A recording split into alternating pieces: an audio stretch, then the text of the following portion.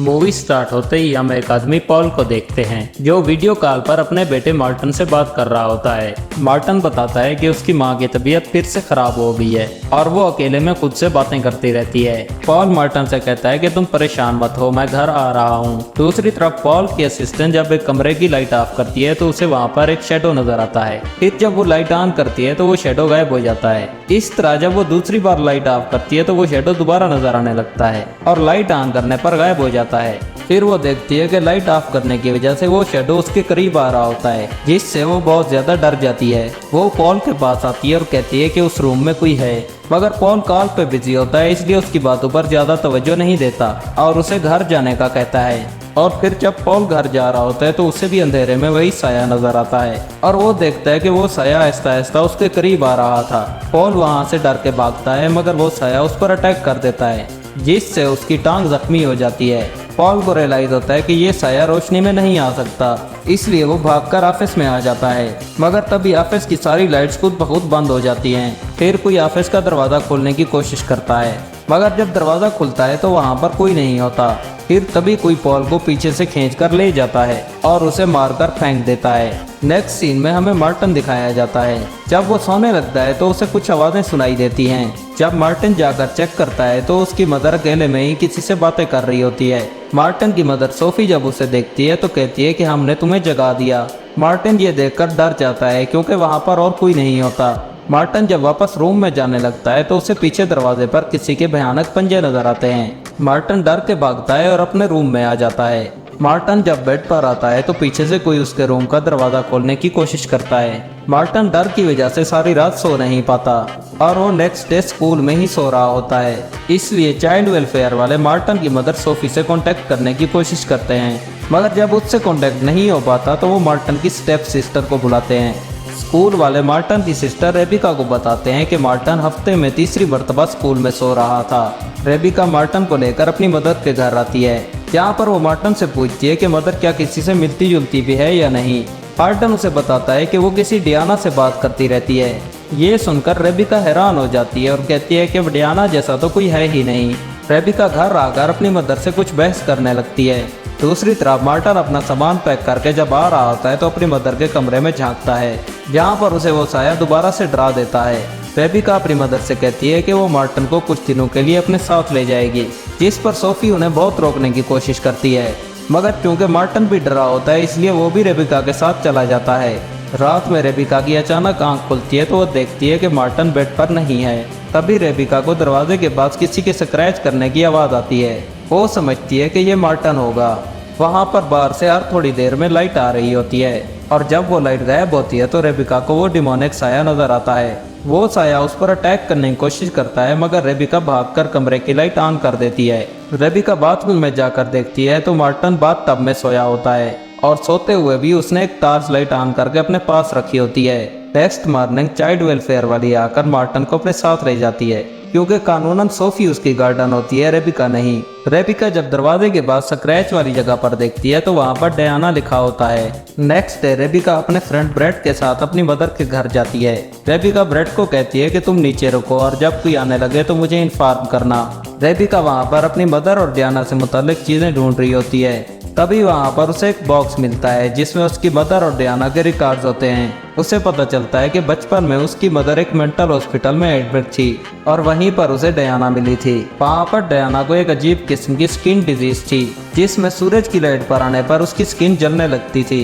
वहाँ के लोगों का मानना था कि डियाना एक डेविल है और वो बड़ी आसानी से कमजोर लोगों पर हावी हो जाती है, यहाँ तक कि उसने अपने फादर को पोजेस करके उसे सुसाइड करने पर मजबूर कर दिया था और हॉस्पिटल में ट्रीटमेंट के दौरान तेज लाइट की वजह से डियाना की डेथ हो गई थी। फिर रेबिका जब अपने पुराने रूम में जाती है तो डियाना उस पर अटैक करके वहाँ पर उसको मारने की कोशिश करती है। रेबिका बहुत ज्यादा चिल्लाती है और उसकी चीखों की आवाज सुनकर ब्रेड जैसे ही वहाँ पर आकर दरवाजा खोलता है तो डियाना भाग जाती है। अब रेबिका काफी डरी हुई होती है। वो अपने फ्रेंड के साथ उस बॉक्स को लेकर चली जाती है। फिर सोफी और मार्टिन घर आते हैं। सोफी मार्टिन से कहती है कि आज गुड टाइम स्पेंड करने के लिए हम तीनों एक साथ मूवी देखेंगे, जिस पर मार्टिन डर जाता है और कहता है कि मॉम सिर्फ हम दोनों। जब वो मूवी देख रहे होते हैं तो सोफी घर की लाइट्स ऑफ कर देती है। फिर वहाँ डियाना आती है, जिससे मार्टिन बुरी तरह डर जाता है।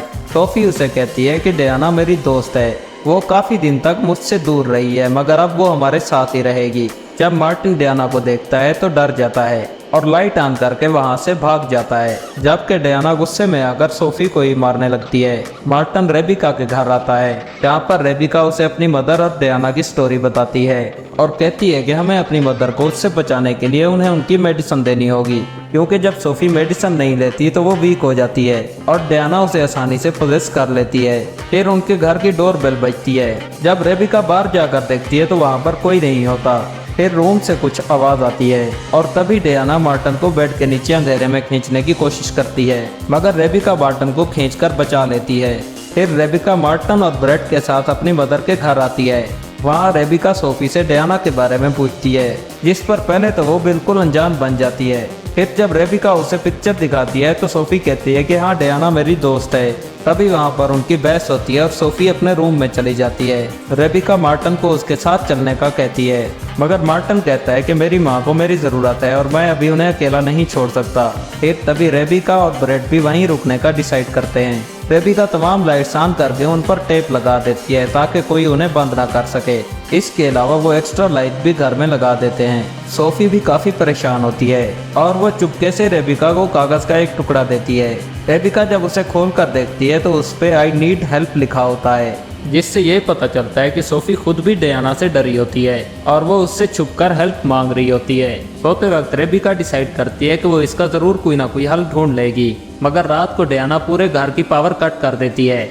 रेबिका की आंख खुलती है और वो अंधेरा देखकर काफी डर जाती है। वो बेसमेंट में जाती है ताकि पावर ऑन कर सके। दूसरी तरफ मार्टिन की भी आंख खुल जाती है और वो खुद को अकेला देखकर और अंधेरा देखकर काफी डर जाता है। वो कैंडल लाइट लेकर रेबिका को ढूंढने जाता है, मगर तभी वहाँ पर डियाना आ जाती है। वो मार्टिन को खींचकर वहाँ से ले जाने की कोशिश करती है, मगर जब वो कैंडल लाइट उसकी तरफ करता है तो वो उसे छोड़ देती है। अब मार्टिन भी बेसमेंट में रेबिका के पास पहुँच जाता है। जब वो दोनों बेसमेंट में होते हैं तो उन्हें रियलाइज होता है कि उन्हें यहाँ भेजना भी डियाना का कोई ट्रैप तो नहीं, और तभी डियाना भी बेसमेंट का दरवाजा बंद कर देती है। रेबिका और मार्टिन भी जोर जोर से दरवाजा बजाकर ब्रेट को हेल्प के लिए बुलाते हैं। तभी ब्रेट भी वहां पर पहुंच जाता है। वो डोर ओपन करने के लिए कोई चीज ढूंढ रहा होता है, तभी डियाना उस पर अटैक कर देती है, जिससे उससे हाथ से टॉर्च भी गिर जाती है।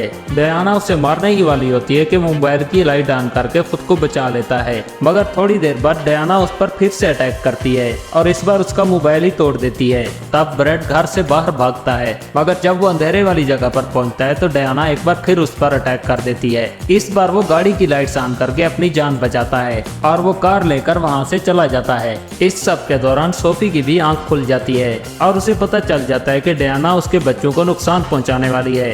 सोफी डियाना के पास जाती है और उसे कहती है कि मेरे बच्चों से दूर रहो, मगर डियाना उल्टा सोफी को ही डराने की कोशिश करती है, मगर सोफी उससे नहीं डरती और कहती है कि तुम्हें मेरी जरूरत है। फिर सोफी जब अपनी डिप्रेशन की मेडिसिन लेने लगती है तो डियाना उस पर भी अटैक कर देती है। डियाना उसे दूर फेंकती है, जिससे सोफी का सर एक टेबल से टकरा जाता है और सोफी वहीं पर बेहोश हो जाती है। अगर सोफी मेडिसिन ले लेती तो वो मेंटली स्ट्रांग हो जाती और डियाना उसे पोजेस नहीं कर पाती। दूसरी तरफ रेबिका और मार्टिन बेसमेंट में आग जलाकर वहां पर रोशनी करने की कोशिश करते हैं। वहीं पर सामान में मार्टिन को एक यूवी लाइट मिलती है।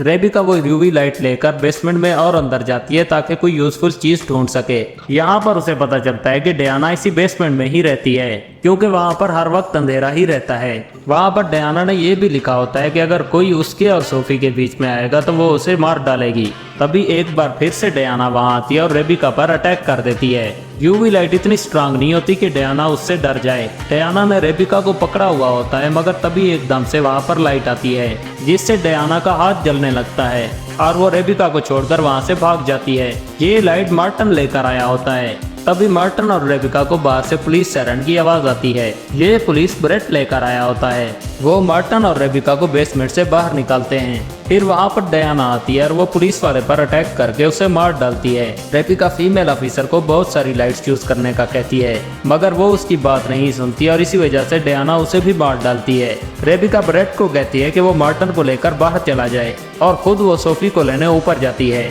जहाँ पर एक बार फिर से डायना रेबिका पर अटैक कर देती है। वो रेबिका को उठाकर नीचे फेंकती है। वो रेबिका को कहती है कि मैं तुम्हें तुम्हारे फादर की तरह मार डालूंगी, मगर तभी वहाँ पर सोफी आ जाती है। सोफी डायना को कहती है कि मैंने तुम्हें कहा था कि मेरे बच्चों से दूर रहो, और वो डायना को शूट कर देती है। मगर डायना सोफी को कहती है कि मुझे इस गन से कुछ होने वाला नहीं। फिर सोफी खुद को ही शूट कर लेती है, और जैसे ही सोफी मरती है तो डायना भी खत्म हो जाती है, और इस तरह सोफी खुद को सेक्रीफाइस करके अपने बच्चों को बचा लेती है। ये मूवी आपको कैसी लगी कमेंट में जरूर बताएं, और अगर आप चैनल पर नए हैं तो चैनल को सब्सक्राइब और वीडियो को लाइक जरूर करें।